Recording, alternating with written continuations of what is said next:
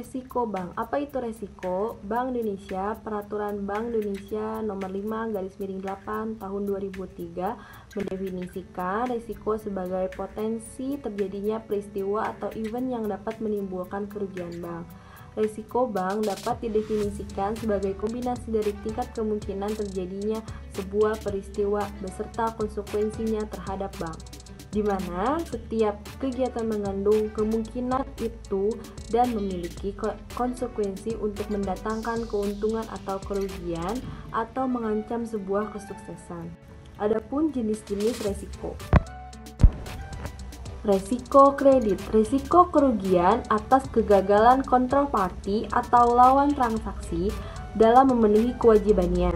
Resiko akibat peminjam tidak dapat memenuhi kewajibannya juga meliputi seluruh kewajiban pihak lain atau di luar pinjaman kepada bank, seperti kegagalan luar memenuhi pembayaran pada suatu kontra derivatif. Resiko kredit dibagi menjadi 3 kelompok, yaitu yang pertama, counterparty credit risk.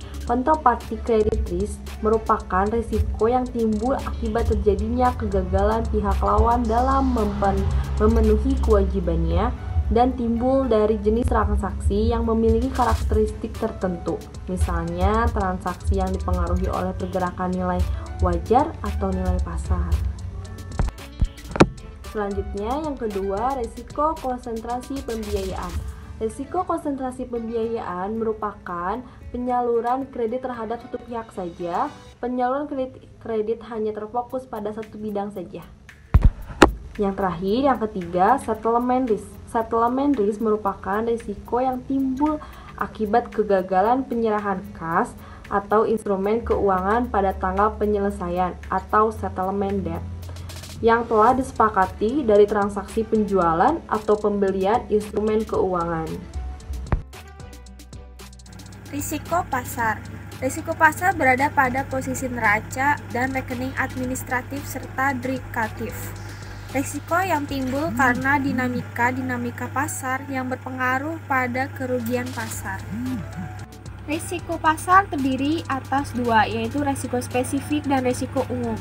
Risiko spesifik adalah risiko akibat pergerakan negatif harga suatu surat berharga karena faktor yang hanya berlaku bagi sekuritas atau penerbit yang bersangkutan. Contohnya penurunan harga obligasi karena penurunan rating penerbit obligasi. Informasi semacam ini hanya akan berdampak pada obligasi yang diterbitkan oleh penerbit yang bersangkutan dan tidak akan berdampak pada harga obligasi secara umum. Lalu pengertian risiko umum adalah risiko akibat pergerakan negatif harga pasar suatu surat berharga karena faktor yang berlaku bagi seluruh instrumen. Contohnya, Bank Indonesia menurunkan atau menaikkan suatu suku bunga maka akan berpengaruh pada seluruh bank, beracuan pada lembaga pemeringkat. Serta ada faktor penggerak harga pasar. Yang pertama, permintaan dan penawaran. Yang kedua, likuiditas pasar. Yang ketiga, intervensi. Yang keempat, arbitrase. Yang kelima, peristiwa politik. Dan yang keenam, faktor ekonomi. Lalu ada risiko pasar yang terjadi pada sektor. Yang pertama ada risiko bunga. Risiko bunga adalah risiko yang dialami akibat dari perubahan suku bunga yang terjadi di pasaran yang mampu memberi pengaruh bagi pendapatan perusahaan. Lalu yang kedua ada risiko nilai tukar bank yang melayani money changer. Risiko nilai tukar adalah risiko di mana nilai wajar atau arus kas kontraktual masa datang dari suatu instrumen keuangan akan terpengaruh akibat perubahan nilai tukar. Eksposur perubahan yang terpengaruh risiko suku bunga terutama terkait dengan pinjaman bank. Lalu ada risiko komoditas. Risiko komoditas adalah risiko kerugian akibat perubahan harga instrumen keuangan dari posisi trading book dan banking book yang disebabkan oleh perubahan harga komoditas. Perubahan harga tertentu, misalnya batu bara, emas, minyak. karena bisa berpengaruh pada pihak ketiga yang dibiayai perbankan pada operasionalnya. Lalu ada resiko ekuitas. Resiko ekuitas adalah resiko kerugian akibat perubahan harga instrumen keuangan dari posisi trading book yang disebabkan oleh perubahan harga saham. Resiko likuiditas. Resiko akibat ketidakmampuan bank untuk memenuhi kewajiban yang jatuh tempo dari sumber pendanaan arus kas dan atau dari aset likuid berkualitas tinggi yang dapat digabungkan tanpa mengganggu aktivitas dan kondisi keuangan bank. Contoh rasio likuiditas. Tabungan tidak bisa dikontrol penarikannya, maka harus siap likuiditasnya. Maka bank harus memprediksi aktivitas transaksi nasabah.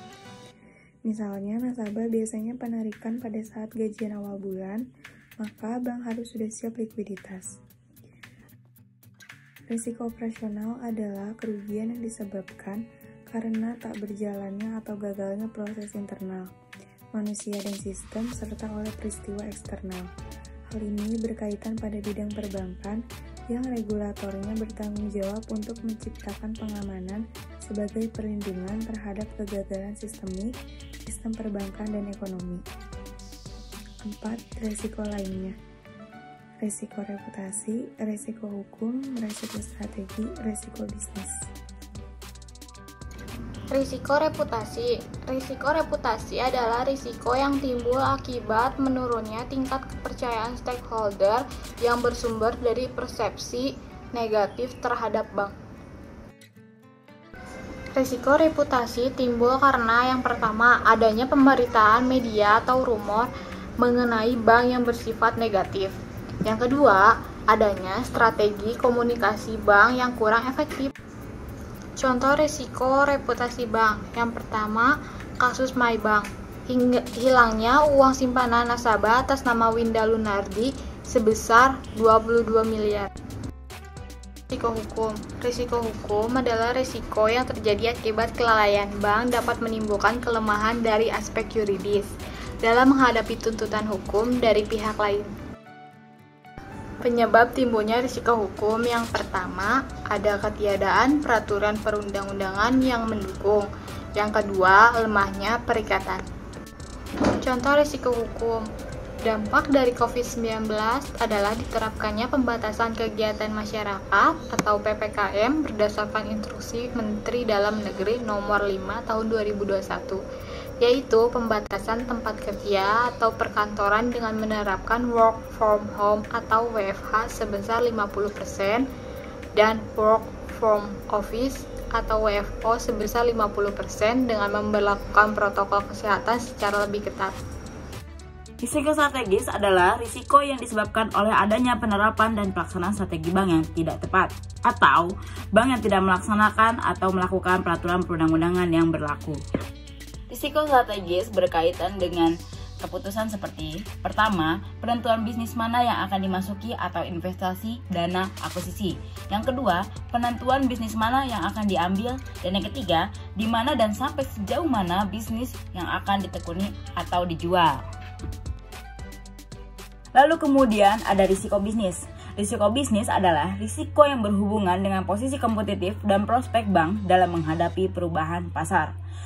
Ada contohnya di dalam risiko bisnis, yaitu pada masa pandemi saat ini adalah semua kegiatan perbankan dilakukan secara online, mulai dari pembukaan rekening, lalu pengajuan kredit dan transaksi lainnya, maka hal ini perlu dipertimbangkan secara baik oleh bank.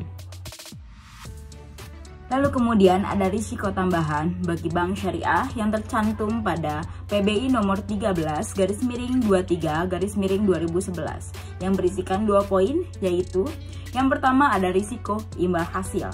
Risiko akibat tingkat imbal hasil yang dibayarkan bank kepada nasabah karena terjadi perubahan tingkat imbal hasil yang diterima bank dari penyaluran dana yang dapat memenuhi perilaku nasabah dan pihak ketiga. Bagi hasil pada bank syariah, jika penghasilan bagi hasil besar, maka yang didapatkan besar pula. Lalu yang kedua ada risiko investasi, di mana risiko yang mengakibatkan bank ikut serta menanggung kerugian usaha nasabah yang dibayar dalam pembiayaan bagi hasil berbasis profit and loss sharing. Cukup sekian presentasi dari kelompok kami mengenai risiko bank. Semoga teman-teman dapat menerima materi yang kami sampaikan dan mohon maaf bila ada kesalahan dalam pengucapan dan penyampaian materi. Cukup sekian dan terima kasih.